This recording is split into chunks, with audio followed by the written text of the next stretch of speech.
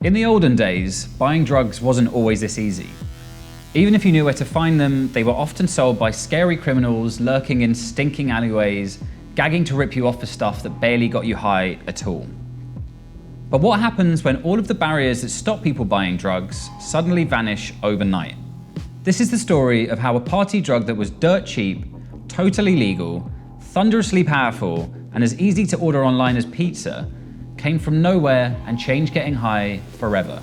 Welcome to the rise, fall, and enduring legacy of Mephedrone.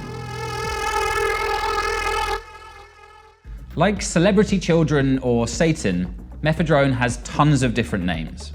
These days, to British records like this, it's known as MCAT or Meow Meow. A more telling name for it, though, is plant food, which is exactly what the potent stimulant was sold as when it first arrived in the UK in the late 2000s.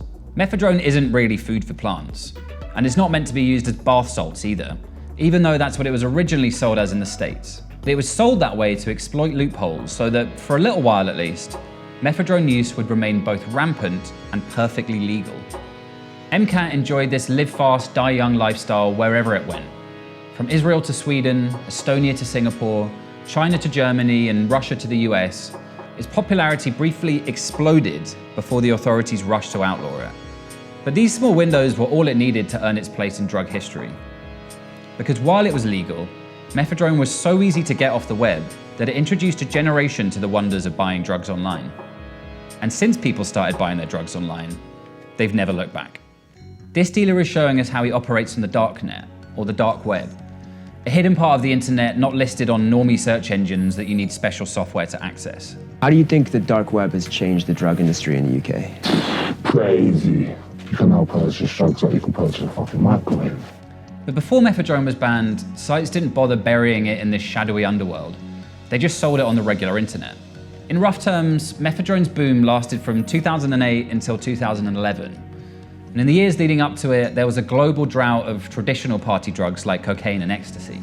Because after the turn of the millennium, the war on drugs had come to the jungles of South America and Southeast Asia, and law enforcement had destroyed acres of the crops that were vital to keeping the world's caners supplied with coke and E.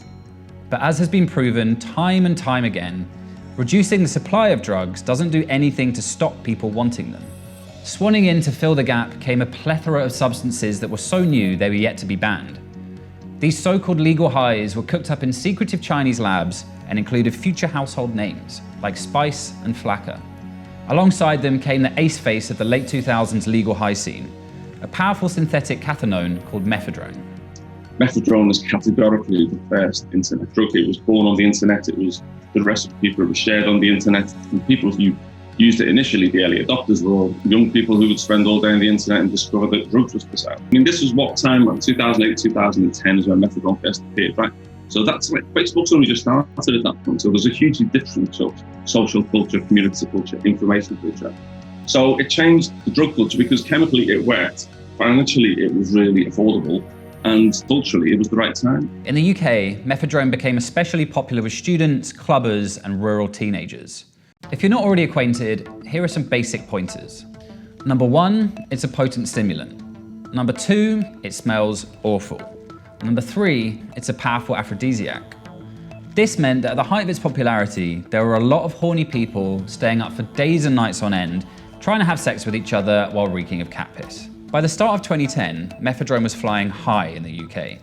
It polled as the 4th most popular drug among readers of the club culture magazine Mixmag, and at the University of Manchester, well over half of students said they tried Mephedrone. In the tabloids, it was causing outright hysteria. One famous but entirely untrue headline screamed, "Meow Meow made man rip his scrotum off." The drug was a regular sight and smell in the clubs, pubs, and house parties of cities and university towns. People would feed it to each other in spoons, too high and the MCAT too plentiful for anyone to care about rations or spillages.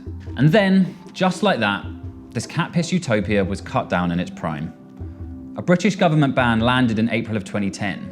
Legal highs, of course, have been seen as somehow safe, and our message is quite clear that they aren't safe, that they cause harm. That's why we need to get the evidence to make sure that if we need to take action, we do so. Any media coverage of drugs always basically inspires the exact opposite. action gets intense. Yeah, so media hysteria helps methadone spread in the same way that it always does, simply by giving it reach and allure. It's always old, very, very conservative, moralistic people against young people. It's standard, man. It's the same thing every time. But with methadone, the drugs actually won the war on drugs because it triggered the new darknet markets. Nowadays, the cocaine and ecstasy drought that Mephedrone exploited is well and truly over. Traditional drugs are back with a vengeance, more abundant and far purer than they've ever been before. And where do you think you'll find them? That's right. All the old classics are now available in the online marketplaces that Mephedrone first introduced to the world. And if anyone can now use the internet to buy whatever drugs they want, it follows that anyone can use it to become a drug dealer too. Even these guys. And the house now where the pill press is, but we don't want to be too loud because the parents are downstairs.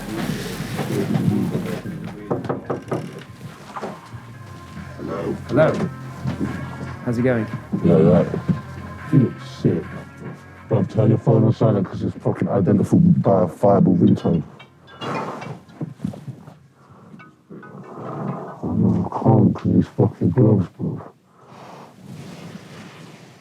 Are you using your tongue on the touchscreen? Yeah. I've literally never seen anyone use an iPhone with their tongue as a finger. How does it taste? I'll be there. For many dealers, the internet has made life both easier and less dangerous. But some in the online drugs market didn't get so lucky with the police. In the years after Mephedrone had peaked, the realm was ruled by the notorious dark web portal Silk Road.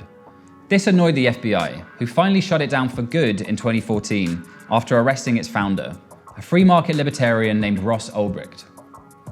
Ulbricht, who was said to use the online alias Dread Pirate Roberts, was destroyed by the courts. He got a double life sentence plus 40 years with no chance of parole. But maybe it's not surprising they were so upset with him.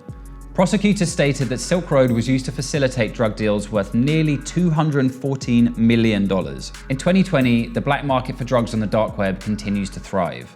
And a recent development in the UK has made it even easier to get high. Dealers have started selling drugs on mainstream social media apps like Instagram and Snapchat, sometimes to children. What are you guys selling tonight? Some flake, some colour, some weed, different types of weed. And what's in there? That cocaine, yeah. I think it's doing them about 12 years old and that. Things like that. Like really young ages. Doesn't matter. It's their choice to go out on Snapchat. Mephedrone was the catalyst that moved the drug market online, setting up a battle the war on drugs may never be able to win. We'd like to congratulate drugs for winning the war on drugs.